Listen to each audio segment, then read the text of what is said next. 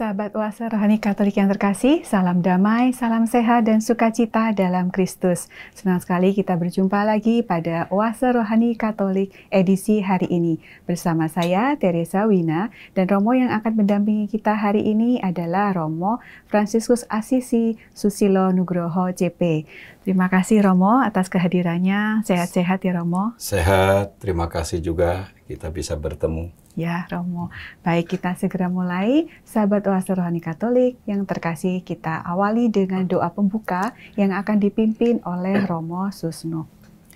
Para sahabat Oase Rohani Katolik dimanapun Anda berada, mari kita awali permenungan kita pada kali ini dengan doa. Mari kita membuat tanda kemenangan Kristus. Dalam nama Bapa dan Putra dan Roh Kudus, Allah Bapa yang Maha Kuasa, kuasa-Mu tiada bandingnya. Engkaulah pencipta langit dan bumi. Lindungilah kami dari segala kejahatan dan dosa yang menjauhkan kami dari-Mu. Tariklah kami kepadamu agar di dalam Engkau kami hidup dan ada. Sertailah kami dalam setiap langkah hidup kami, hingga kami kembali kepadamu. Demi Kristus, Tuhan dan pengantara kami. Amin. Dalam nama Bapa dan Putra dan Roh Kudus. Amin. Antifon pembuka pada hari ini diambil dari Mazmur 54 ayat 3-4. Selamatkan aku ya Allah demi nama-Mu, dan bebaskanlah aku dengan kuasa-Mu. Dengarkanlah doaku ya Allah, dekatkanlah telinga-Mu kepada kata-kata mulutku. Pembacaan dari Kitab Kebijaksanaan bab 2 ayat 1a dilanjutkan ayat 12 sampai dengan 22. Orang-orang fasik berkata satu sama lain karena angan-angan mereka tidak tepat. Marilah kita menghadang orang yang baik, sebab bagi kita ia menjadi gangguan serta menentang pekerjaan kita. Pelanggaran-pelanggaran hukum dituduhkannya kepada kita, dan kepada kita dipersalahkannya dosa-dosa terhadap pendidikan kita. Ia membanggakan mempunyai pengetahuan tentang Allah dan menyebut dirinya anak Tuhan. Bagi kita, ia merupakan celaan atas anggapan kita. Melihat dia saja sudah berat rasanya bagi kita.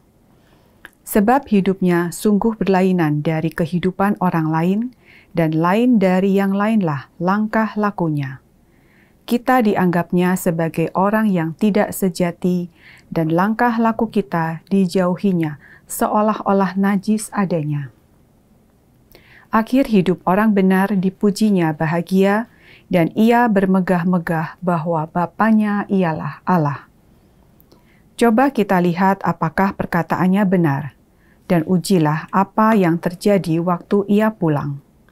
Jika orang yang benar itu sungguh anak Allah, niscaya Allah akan menolong dia serta melepaskannya dari tangan para lawannya. Mari kita mencobainya dengan aniaya dan siksa agar kita mengenal kelembutannya serta menguji kesabaran hatinya. Hendaklah kita menjatuhkan hukuman mati yang keji terhadapnya, sebab menurut katanya ia pasti mendapat pertolongan. Demikian mereka berangan-angan, tetapi mereka sesat karena telah dibutakan oleh kejahatan mereka. Maka mereka tidak tahu akan rahasia-rahasia Allah, tidak yakin akan ganjaran kesucian, dan tidak menghargai kemuliaan bagi jiwa yang murni. Demikianlah sabda Tuhan. Syukur kepada Allah. Kita tanggapi bacaan tadi dengan Mazmur tanggapan dari Mazmur 34. Tuhan itu dekat kepada orang-orang yang patah hati. Tuhan itu dekat kepada orang-orang yang patah hati. Wajah Tuhan menentang orang-orang yang berbuat jahat untuk melenyapkan ingatan akan mereka dari muka bumi. Apabila orang benar itu berseru-seru, Tuhan mendengarkan.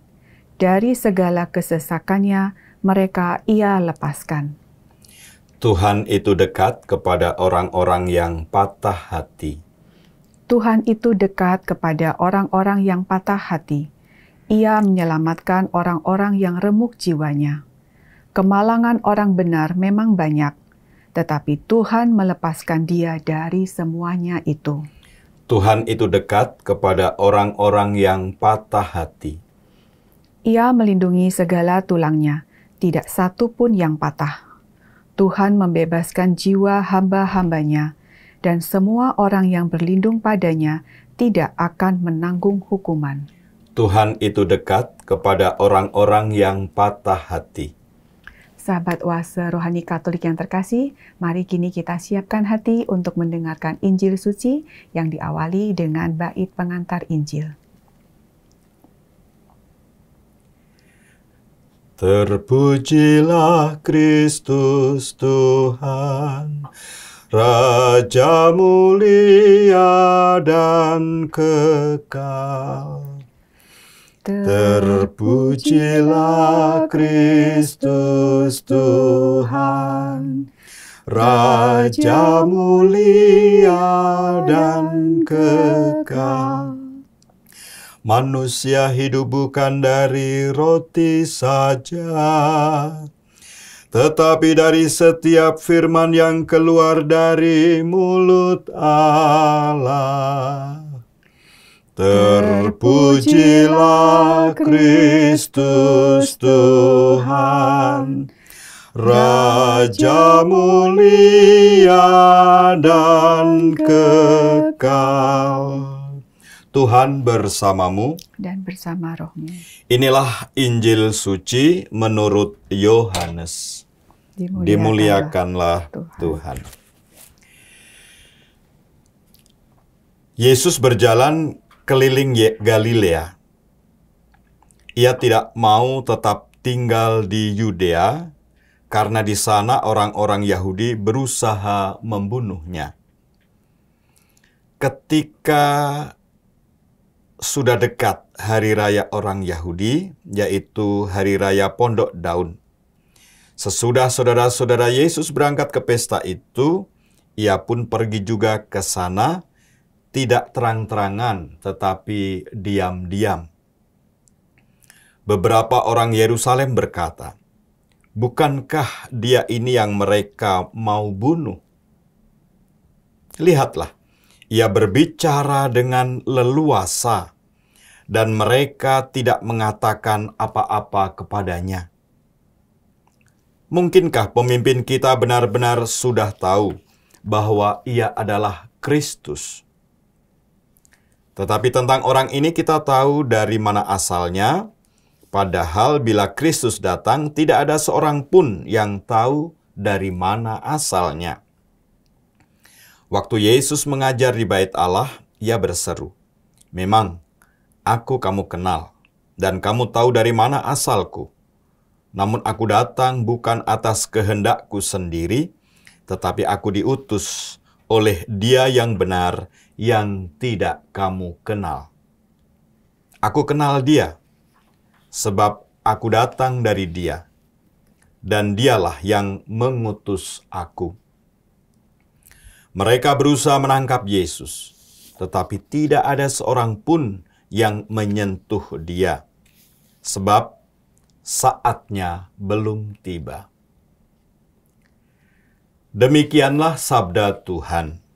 Terpujilah Kristus. Baik, sahabat Oase Rohani Katolik yang terkasih, kita sudah mendengarkan bacaan dan firman Tuhan pada hari ini. Kini mari kita menggali lebih dalam inspirasi rohani yang disampaikan melalui firman-firman pada hari ini.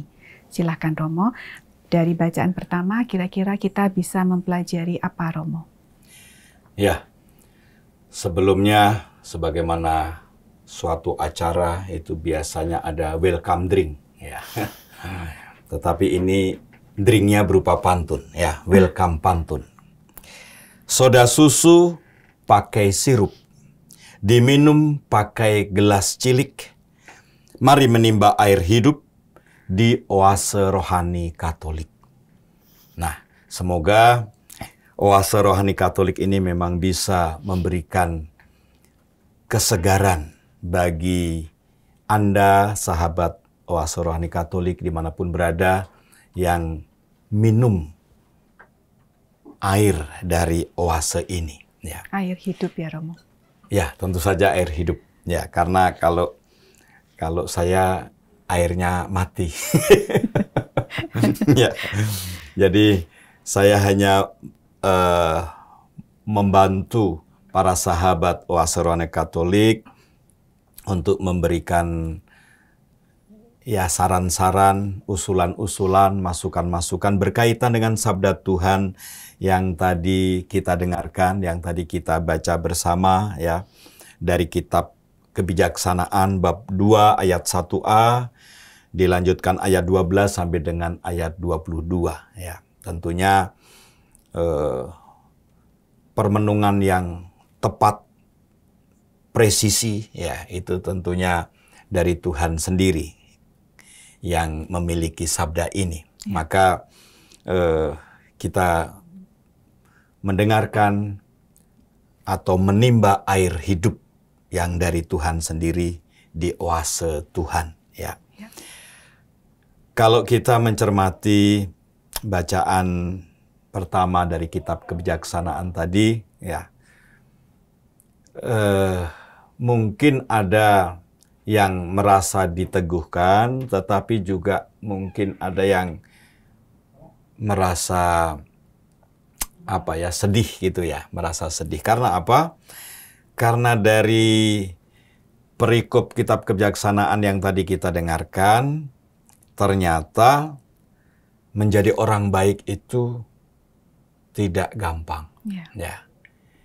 Menjadi orang baik itu banyak tantangannya, banyak godaannya, banyak hambatannya, banyak kendalanya. Ya.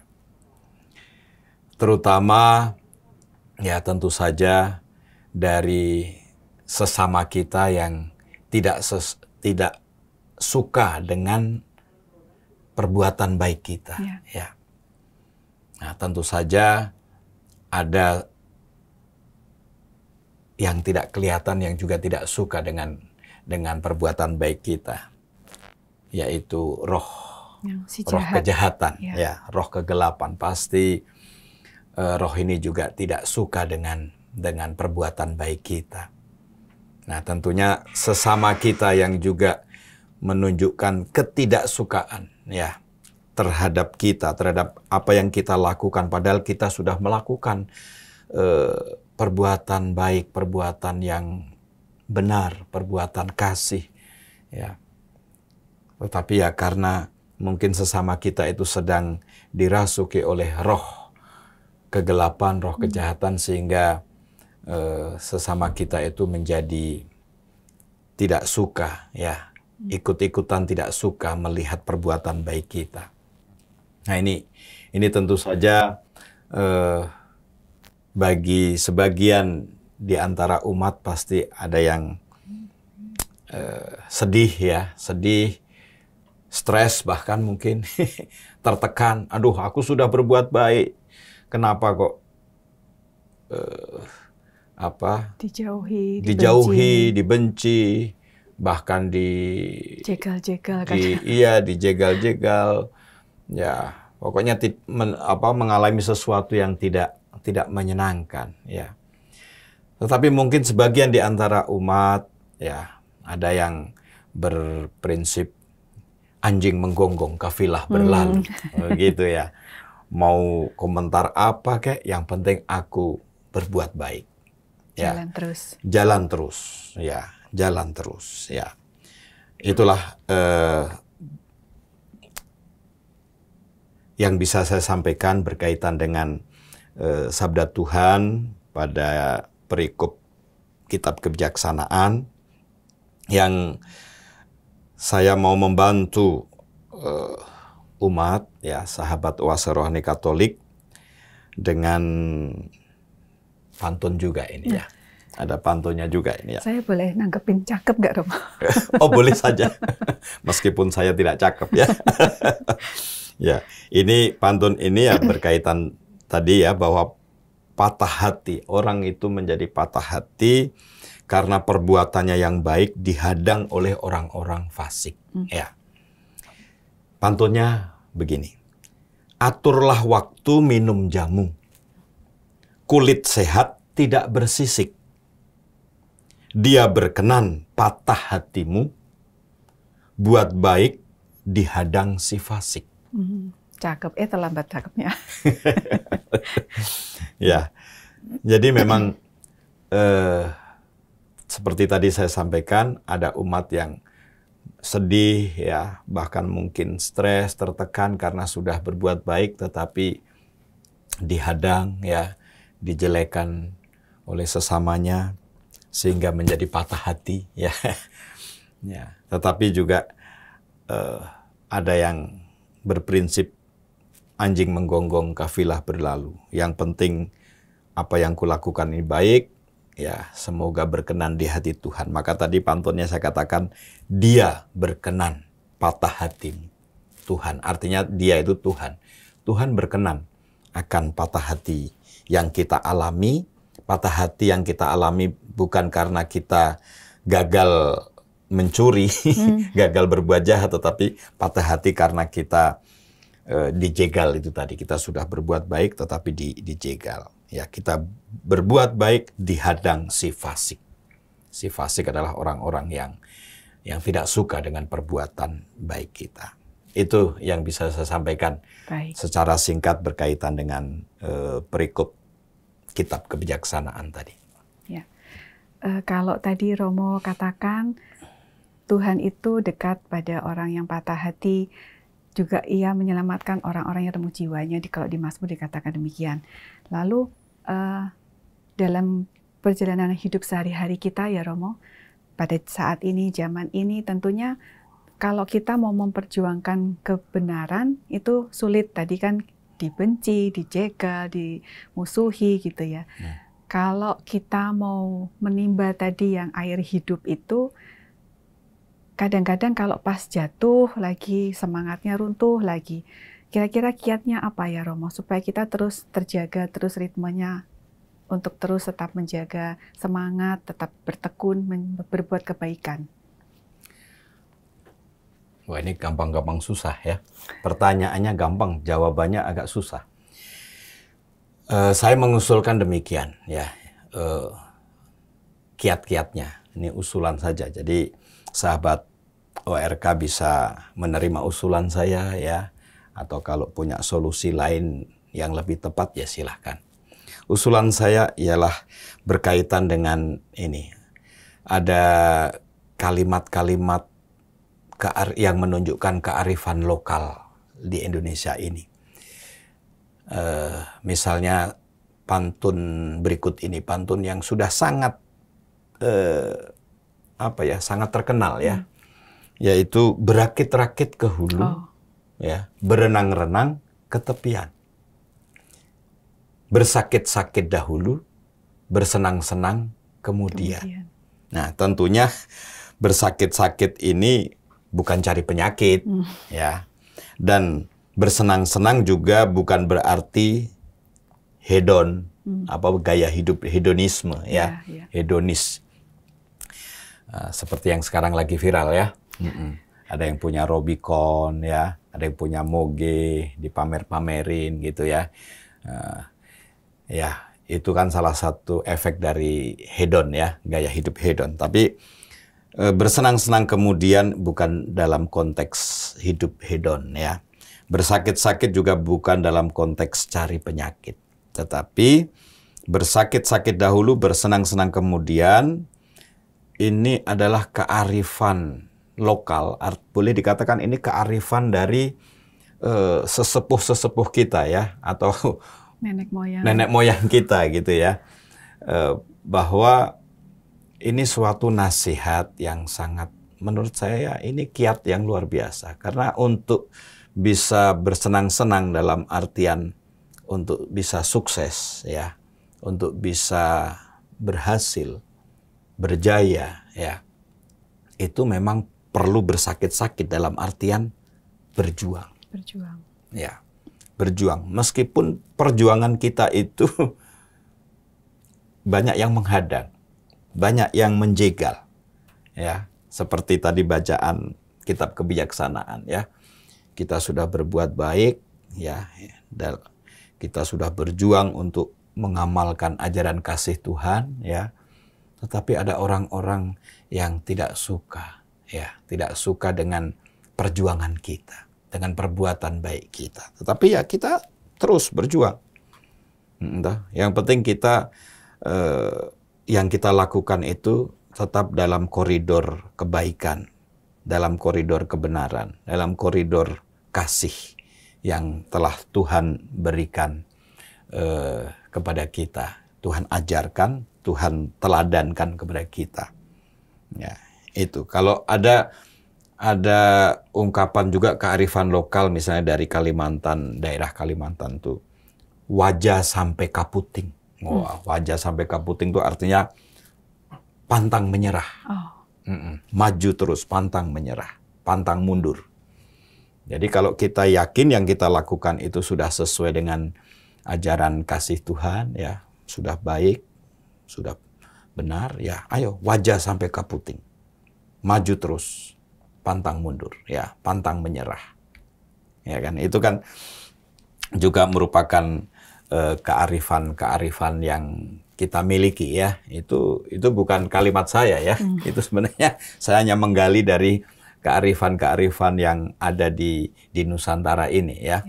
Tadi berakit-rakit ke hulu, bersenang-senang berenang-renang ke tepian, bersakit-sakit dahulu, bersenang-senang kemudian, lalu wajah sampai kaputing ya. Itu semua menunjukkan bahwa ya ayo kita berjuang.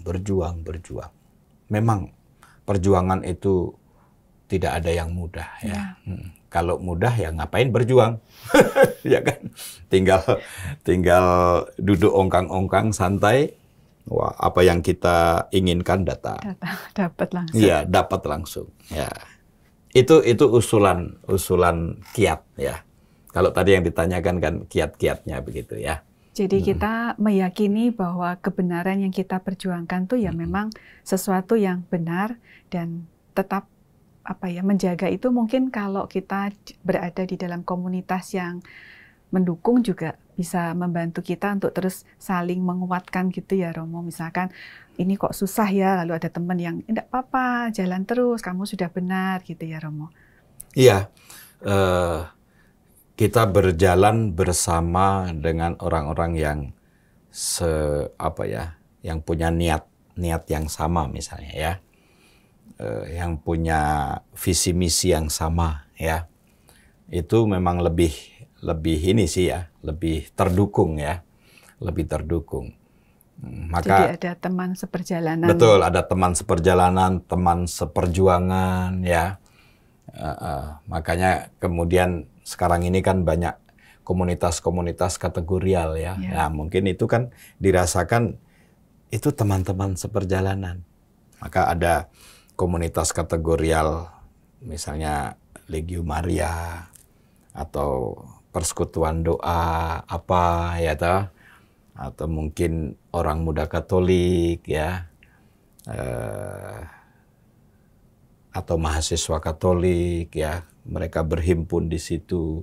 Nah, kan teman-teman yang seperjalanan, seperjuangan.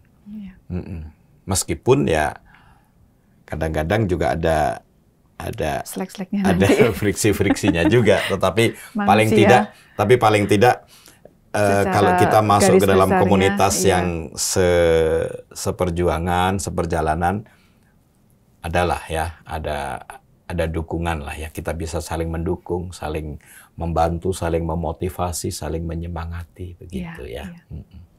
Baik, kita jadi dari bacaan pertama ini, sahabat Oase Rohani Katolik, kita diingatkan untuk terus tetap setia berjuang dalam kebenaran, karena Tuhan pasti tidak akan meninggalkan kita. Kita akan lanjutkan di sesi yang kedua.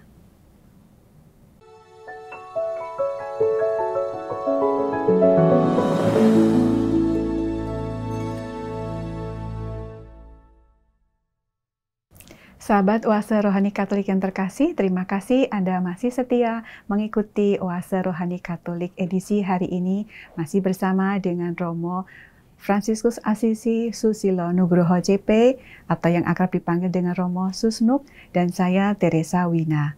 Bagi Anda yang ingin menyampaikan usulan, masukan, ataupun sharing iman, dapat Anda email ke orkkaj2021@gmail.com atau ke WhatsApp nomor 088102513348.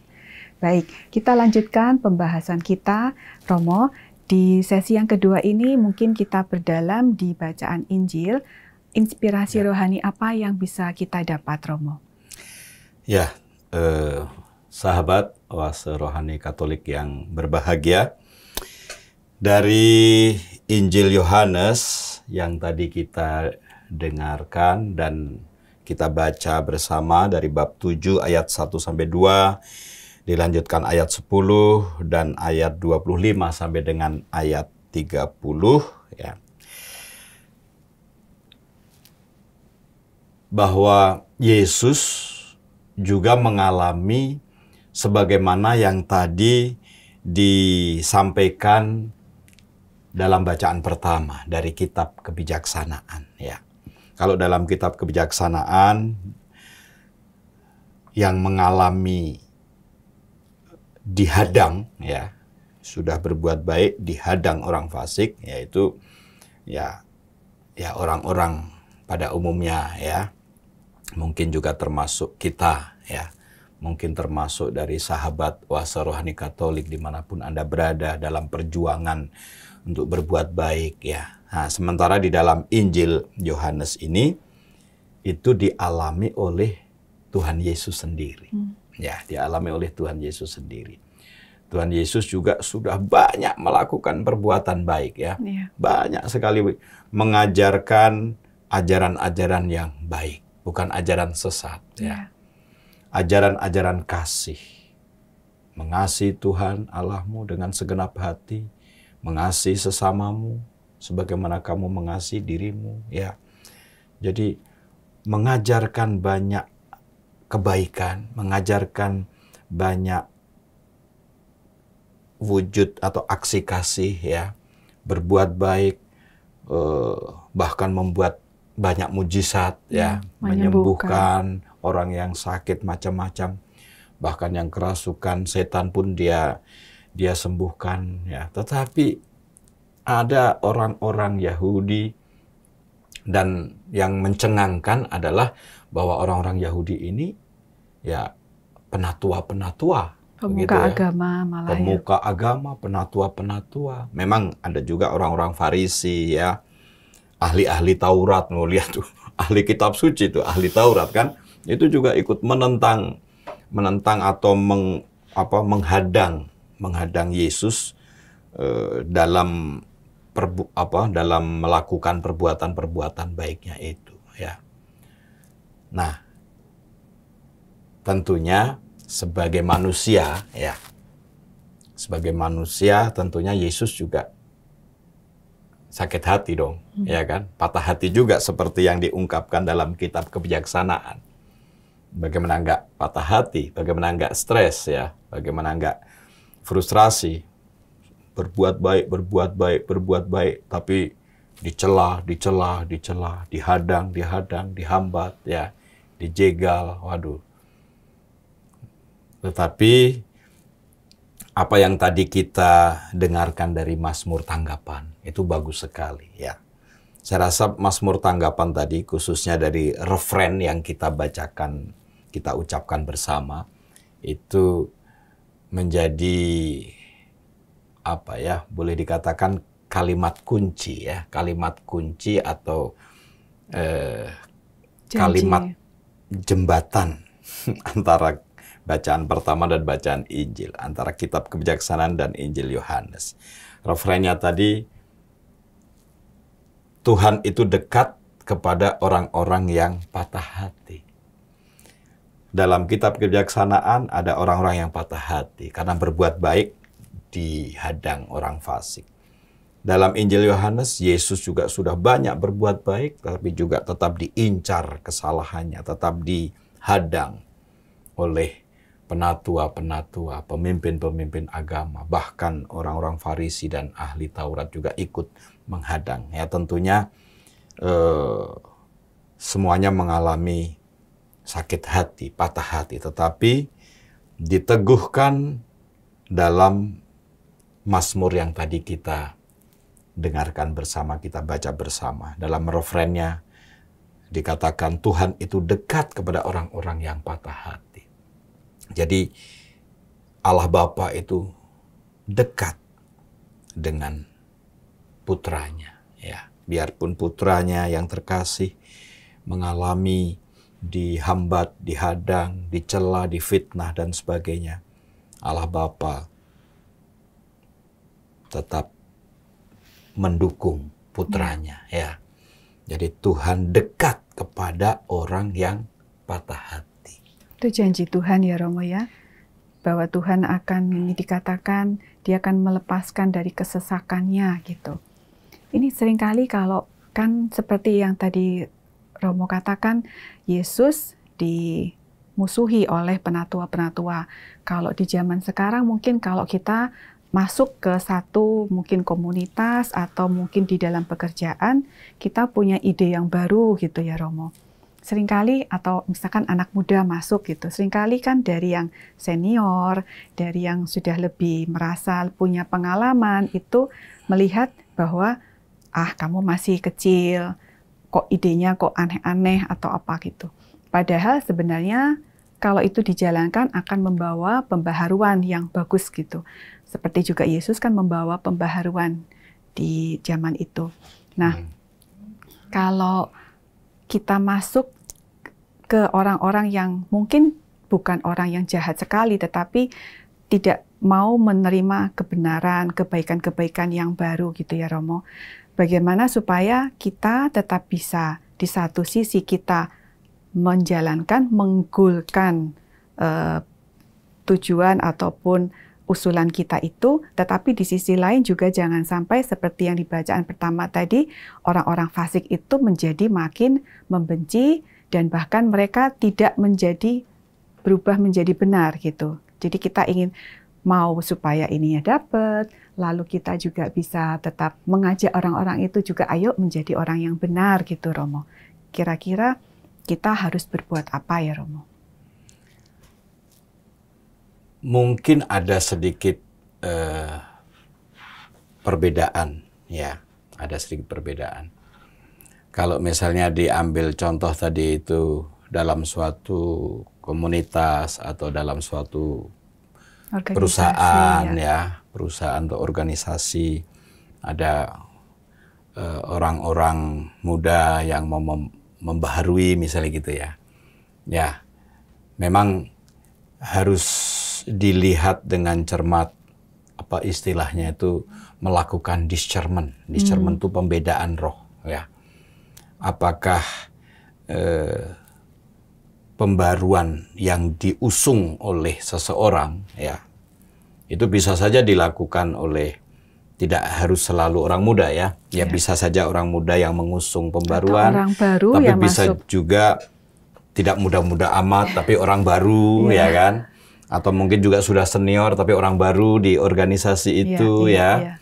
Ya, memang perlu dilakukan discernment. Discernment ya bersama.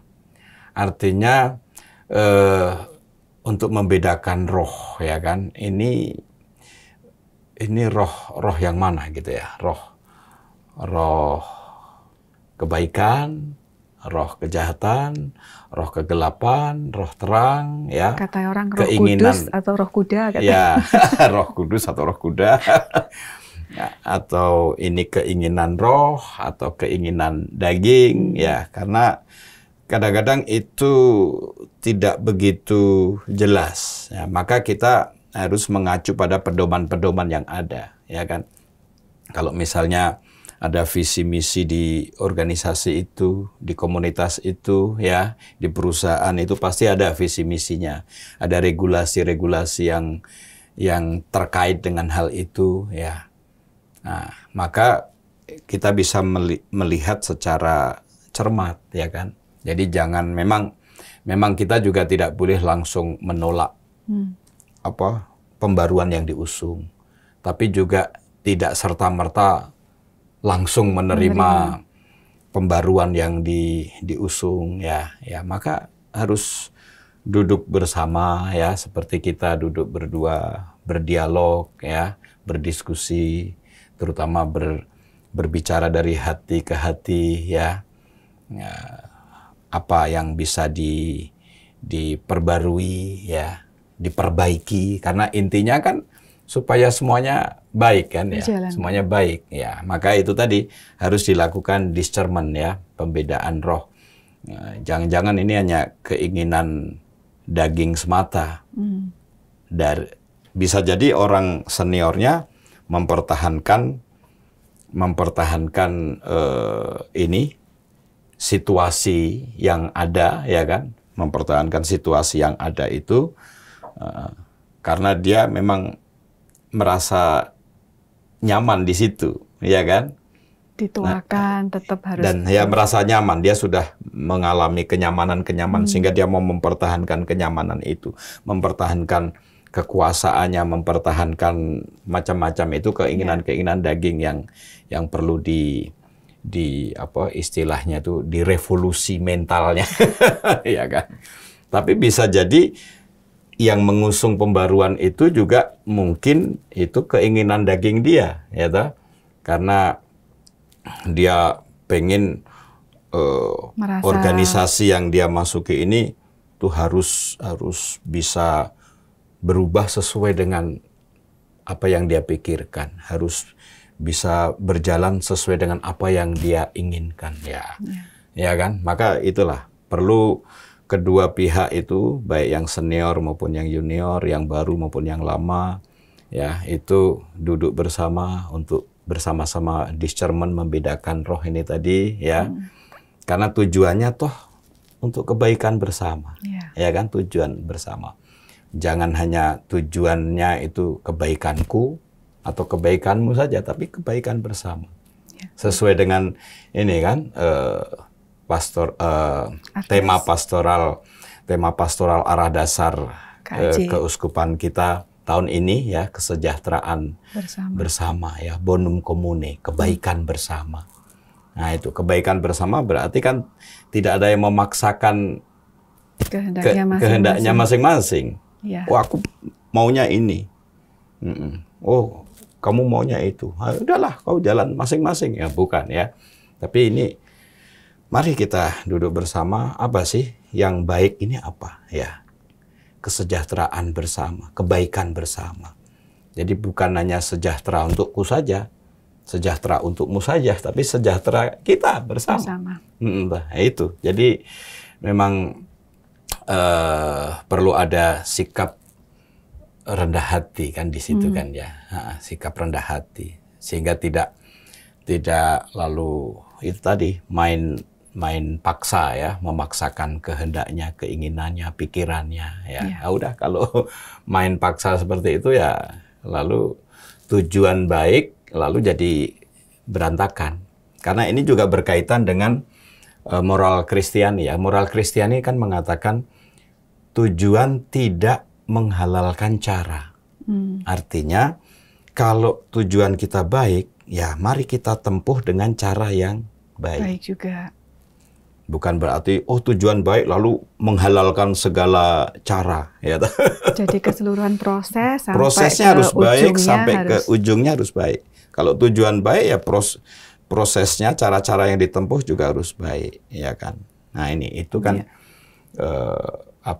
moral Kristiani membimbing kita ke arah itu, ya. Sehingga dengan demikian, ya, kita berusaha untuk tidak ada yang jadi fasik lah, ya. Tidak ada yang jadi orang fasik lah. Tidak ada yang jadi orang-orang misalnya ahli Taurat atau orang Farisi atau sesepuh-sesepuh, penatua-penatua yang berusaha menjegal dan menghadang, ya. Tetapi mari kita bersama-sama saling mendukung, ya, saling membantu, saling menyemangati, saling memotivasi, ya. Nah, sehingga kita berproses bersama dengan baik, ya, demi tujuan yang baik. bonum comune, untuk mencapai kebaikan bersama, kesejahteraan bersama. Amin. Ya, baik. Jadi kita diingatkan mungkin untuk tetap berproses yang baik, kalaupun punya usulan yang baru yang mungkin sempat ditentang. Tadi Romo katakan mesti discernment, apakah itu untuk kemuliaan kita ataukah yang kita usulkan itu untuk kemuliaan Tuhan. Baik, kita tutup acara hari ini Romo dengan doa penutup dan berkat dari Romo ya. Ya, sebelumnya saya mau menyampaikan pantun penutup. Ya. Akar beringin menjalar, menaungi bunga melati. Mari cerdik seperti ular dan tulus seperti merpati. Bawah laut ada garam, bawah perangko ada lem. Ikut Yesus mesti paham. Ad lucem per crucem. Melalui salib menuju kepada terang. Atau menuju kepada terang itu ya harus melalui salib, perjuangan-perjuangan. Ya, mari kita mohon berkat Tuhan supaya perjuangan-perjuangan kita itu baik, ya, prosesnya baik, perjuangan kita baik, usaha kita baik, demi tujuan yang baik, untuk kebaikan bersama, bonum comune. Amin. Dalam nama Bapa dan Putra dan Roh Kudus. Amin. Puji syukur kami panjatkan kepadamu, ya Tuhan, karena Engkau telah memberikan seberkas cahaya kepada kami untuk memahami sabdamu yang Engkau sampaikan dalam kitab kebijaksanaan dan juga yang Engkau sampaikan dalam Injil Yohanes maupun dalam kitab Mazmur. Semuanya itu adalah sabda kehidupan. Semuanya itu adalah air kehidupan yang Engkau curahkan kepada kami, supaya kami terus berjuang untuk kebaikan, terus berjuang dalam kebaikan, demi tujuan yang baik. Sehingga dengan demikian kami merasakan dan mengalami kebaikan bersama, bonum comune. Semuanya itu demi kebahagiaan dan keselamatan kami, tetapi terutama ya Tuhan demi kemuliaan-Mu. Kemuliaan kepada Bapa dan Putra dan Roh Kudus, seperti pada permulaan, sekarang, selalu, dan sepanjang segala abad. Amin. Tuhan bersamamu. Dan bersama rohmu. Kita sekalian dibimbing dan dilindungi oleh berkat Allah yang Maha Kuasa, Bapa dan Putra dan Roh Kudus. Amin. Amin. Baik. Terima kasih sekali lagi Romo atas kehadirannya dan atas inspirasi rohaninya pada hari ini. Kita berterima kasih juga kepada para pimpinan, pengurus, dan tim teknis dari Oase Rohani Katolik yang membantu hingga acara ini berlangsung dengan lancar.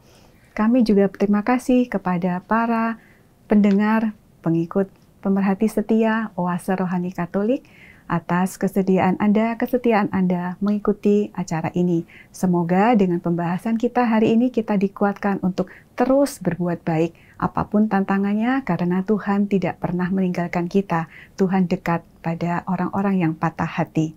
Kita berjumpa lagi pada Oase Rohani Katolik edisi berikutnya. Salam sehat dan sukacita dalam Kristus.